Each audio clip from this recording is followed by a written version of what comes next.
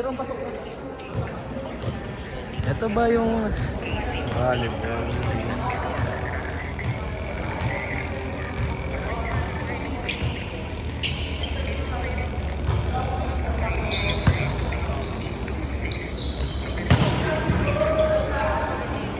This is volleyball tite.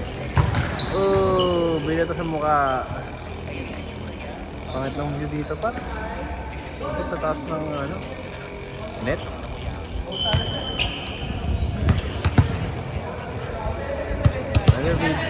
Nag-videographer lang ako. Service. Juan Ray Valdez. Overpower ng team nila. Not gonna lie.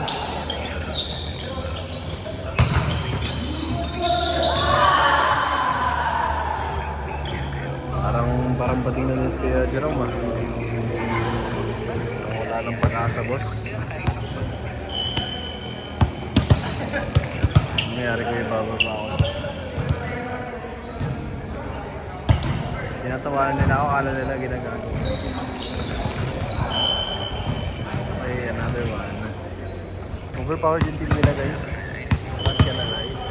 Alam niyo yan, overpowered yung team. Lakas ang hangin tol. Lakas ang hangin. O yan, lakas ang hangin. Hindi ako nag-aalog nun na hangin yan ako. Tangin ah.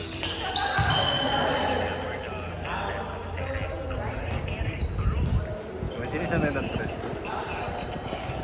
Ah, sino tres nyo? Sino tres?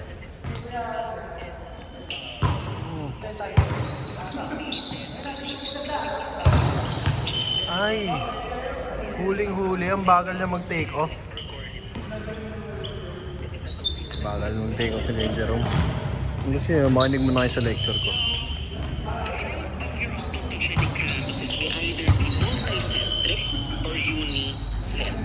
So when we say multicentric expansion, this is due to proliferation of localized groups of epithelial cells in the lining.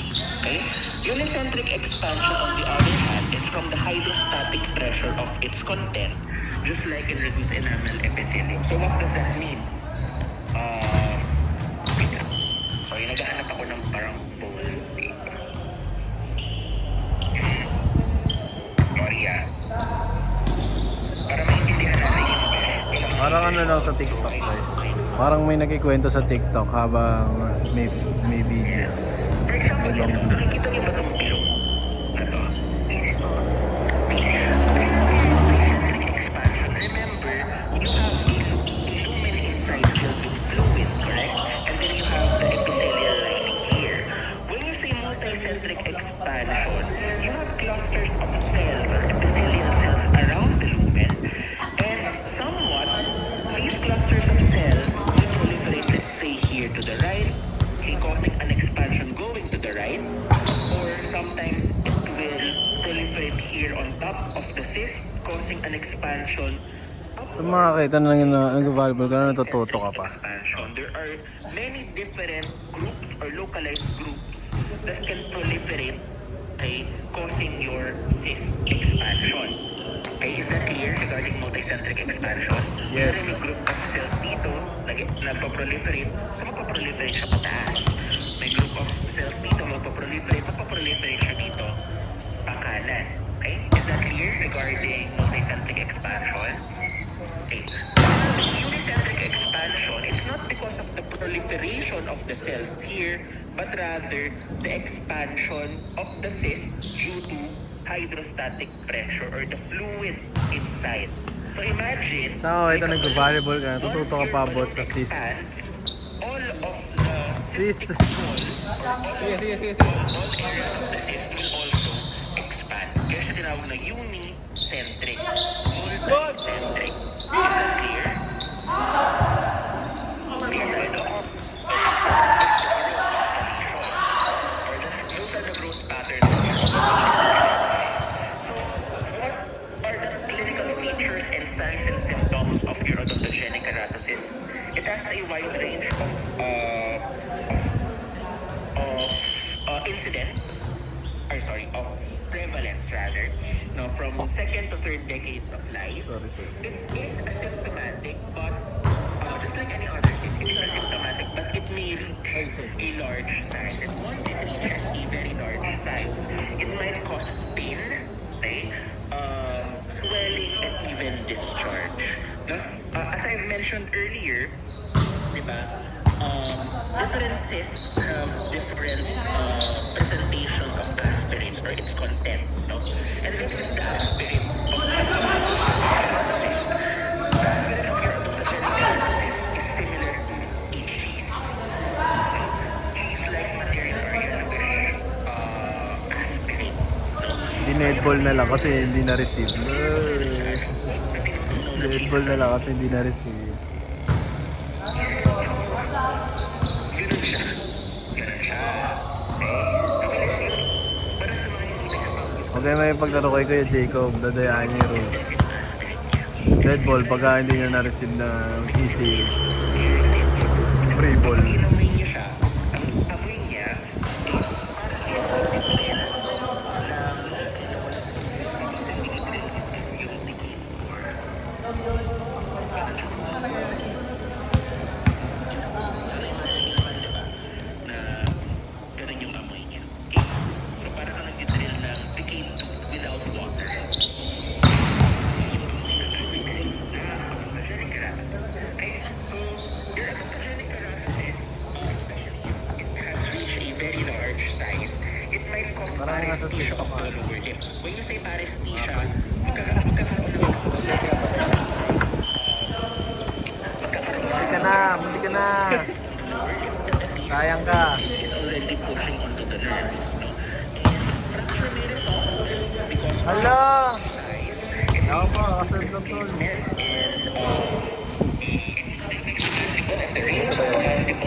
And expansion occurs within the medullary spaces without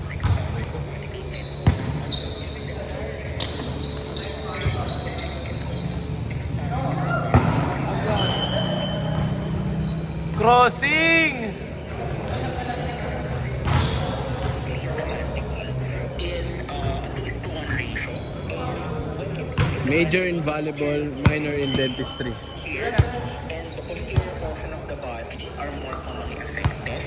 But if it occurs in the maxilla, the third molar area is more commonly affected. And again, with your odontogenic keratosis, it is usually associated with a systemic condition known as Gorlin-Gold's syndrome. Have you encountered Gorlin-Gold's syndrome before? Narinig na before?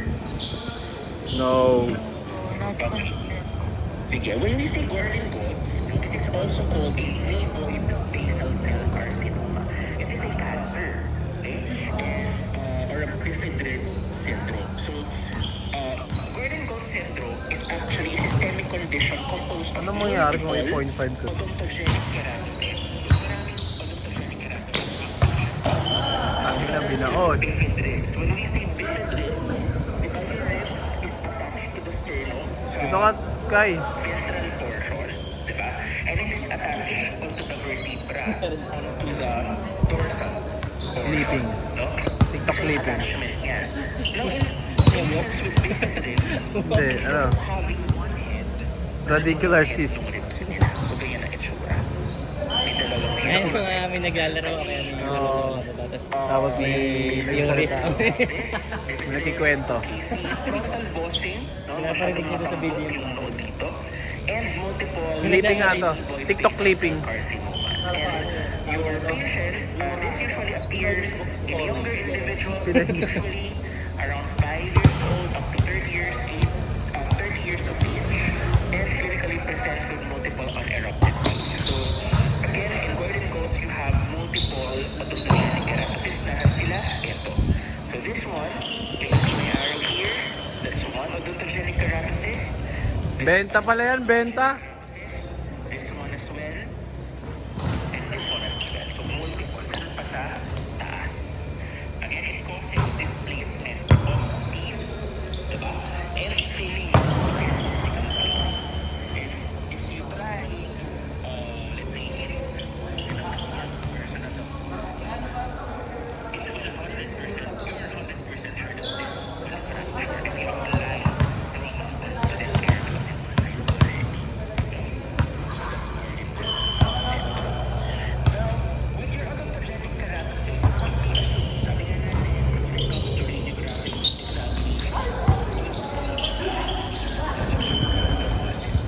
Ala si Monray!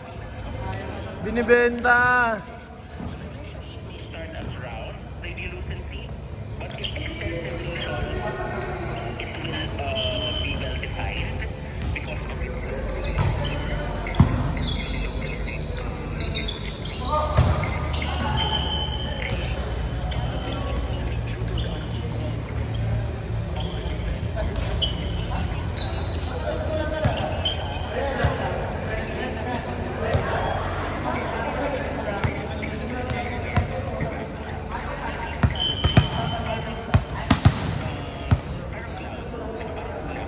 Benta. Ganda ng highlight mo. Tama, narinig. Radicular cyst yung pinag-uusapan.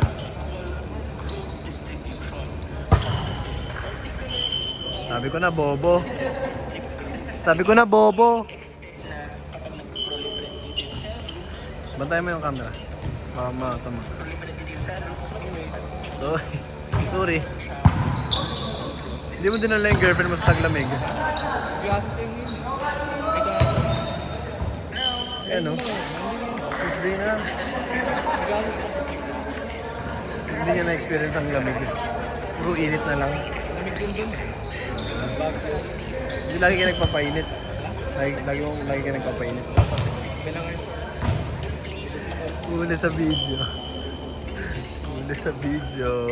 Lagi daw sila nagpapainit sa Baguio. Huli sa video.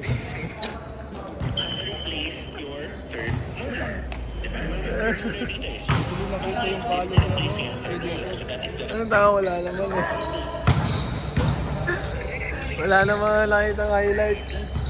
Walang highlight dito. Lahat low lights. Kinig ka muna. Ang galing, ang galing! Highlight, highlight, highlight.